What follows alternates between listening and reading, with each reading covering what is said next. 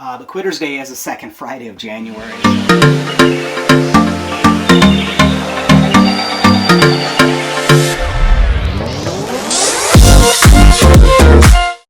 Graham's on a road trip. You bought a sauna, you started an exercise program, you started a diet. At least make it past the second Friday, so that way you're not part of that statistic. This is by far one of the best saunas on the market, if not the best. I've been using this thing for 3.5 years. I use it 3 days a week, religiously.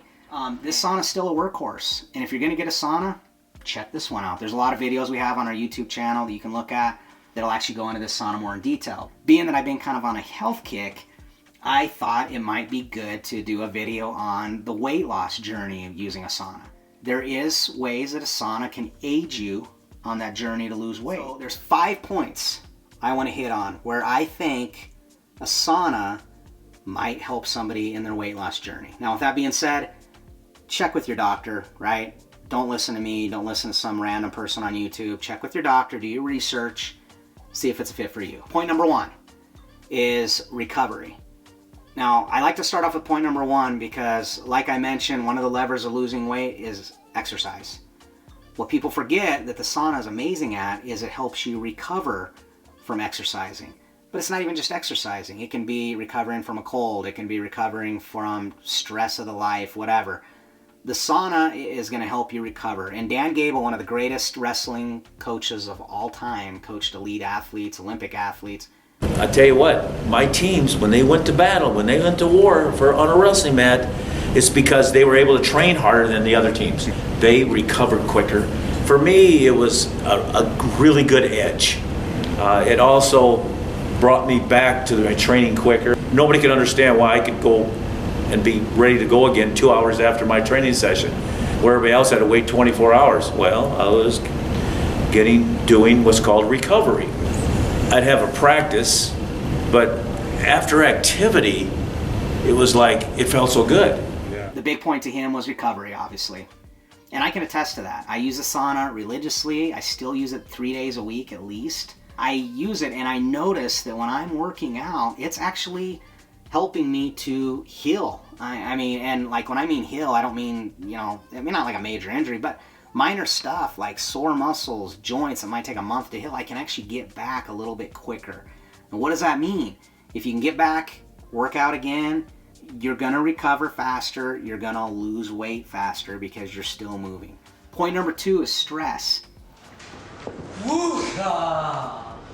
Woosah! But to use the sauna for stress, there's a couple ways you can do it. For me, what I do, and a lot of people are surprised with this, is I get up in the morning, I turn the sauna on, heat it up, go work out. Usually I'm working out for about 45 minutes to an hour. By the time I get in the sauna, it's usually about 172 degrees. That's hot. That is not something that's actually making me feel tired or chilled out. I mean, it's a workout getting in the sauna at that temperature. But I like to do that because it's part of my workout and it helps me recover. Now, as far as for stress, does that help my stress? Well, yeah, over the course of the day. I've worked out, I've got a good workout in, I approach my day with energy, but I feel kind of chill. So that does help me. Now, if you're going, I just want the straight stress relief of it, then what I would advise is use the sauna more at night. I'd say go about 130 degrees, don't go too hot. And then, go 20, 25 minutes, or whatever feels comfortable for you. And of course, when your stress is better, you handle things better, and you might not overeat. People usually eat more when they're stressed out. I mean, it does happen. And that's also going to help with weight loss. So point number 2, stress is a factor that I think sauna can affect, which ultimately will help with weight loss. Third thing is going to be sleep. Now, sleep kind of works hand in hand with stress. I mean, you can see how these things overlap a little bit, but sleep's a big deal. And they've done all sorts of studies on people when they're sleep deprived. And really, at the end of the day, I think what hits people more with a lack of sleep is the motivation to eat more. I mean, you have to replace that lack of sleep and that energy deprivation with food. I mean, if you want to knock off point number 2 and point 3 on the list, you might check it out at night more for yourself. I mean, that would be my advice, and that will help too. Fourth point number 4 is water. Now, you might think, well, yeah, of course, you're in a sauna, you're sweating, you want to drink water. I mean, it makes sense, right? When I'm using the sauna, though, not only am I drinking water to replace my water loss, I find myself just drinking more water throughout the day. I mean, I'm not going to drink a Diet Pepsi in the sauna, right? So I do find myself drinking more water just naturally. Maybe it's because I started the day off that way, but I do feel like I drink more water.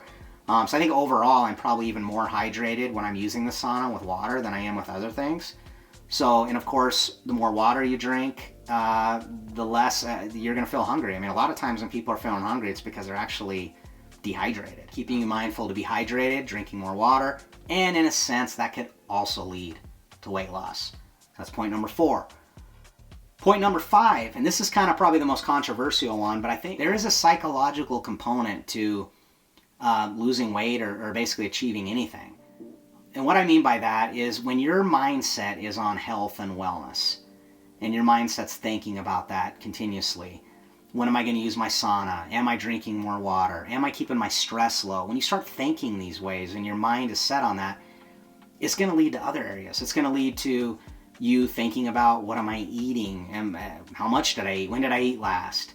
You're going to be thinking about these things. And I think the psychological component of that is powerful. When I'm talking about Quitter's Day being the second Friday of the month, a lot of times if people just kind of, even if you scaled it back and did a little bit less, people go gung-ho and join the club and just rock and roll for 2 weeks hard, and then they're, this sucks. If you just scaled it back, even with the sauna, I mean, you don't got to use it every day. Most people buy it and they're in that thing for a month straight. I mean, but you don't have to do that. Just use it a little bit to get that psychological edge, to give yourself that mindset of, I'm going to be healthier. If you're thinking that way and your mind's on that, you will lose weight too, because you're going to eat less. That's a big lever, right? Point number 6 is my bonus point. If you're going to get a sauna, or you haven't bought one, or you're thinking about it, or maybe you bought one, whatever, make sure you get the right sauna. I mean, there are so many saunas out there, and everyone tried to jump into the game, and everyone's making saunas. Don't go buy some knockoff sauna. I've been using the sauna for 3.5 years, and it still rock and rolls. I mean, this thing heats up like a champ. I don't have any problems with it. It runs perfectly. It hasn't fallen apart. This sauna is amazing. Now, I know there's probably other good saunas out there, but quite honestly, how many things do you buy that you use all the time that are mechanical? It just keeps working perfectly. But don't just settle on the cheapest sauna. You know, don't go to a big box store and go, that's the one I'm buying, because I'm telling you, you don't know what the sauna is made out of. You don't know what glues they use. You don't know how much EMF it's emitting. These are things you're not going to know if you don't research it. And I can tell you right now, Clearlight is the top, or one of the tops in my mind. Of course, the top. I did a lot of research and it hasn't proven me wrong at all. So if you're on the fence or you're thinking about a sauna, check out Clearlight. But what I would tell you is, if you are going to look at a sauna, or maybe you want to look at this Clearlight one, make sure you reach out to a good dealer. I can recommend one. Her name's Julie Bishop. The reason why I recommend her is she treats our viewers good. I've never had a viewer say, oh, she sucks. I mean, she answers a question, she answers the phone, she'll walk people through it. She'll walk people through the right sauna for them. Maybe this sauna that I'm in is not the one for you. Do your homework, because this is an investment. It's an investment in your health. And you want to make sure you get the right product and a sauna that's going to last for you and be good for your family, and something healthy to sit in. That's my advice. I will put Julie's contact information in the video and in the description. That way you can look her up. But when it comes to the sauna, keep them points in mind, because it can help you and it can be an aid for you on that journey, and maybe make the journey just a little bit less stressful or hard on your body, at least. It makes it a little bit more easier to deal with as you're taking that journey to lose weight. But thank you so much for watching the video. I truly appreciate it. Leave a comment. I like to see the comments. We read all the comments. I try to respond to every single one of them. Let us know what you use the sauna for. We like to see that. And the biggest thing, make sure you like and subscribe. Hey guys, this is the end of the video. Make sure that you like and subscribe for more great content that is ready to come.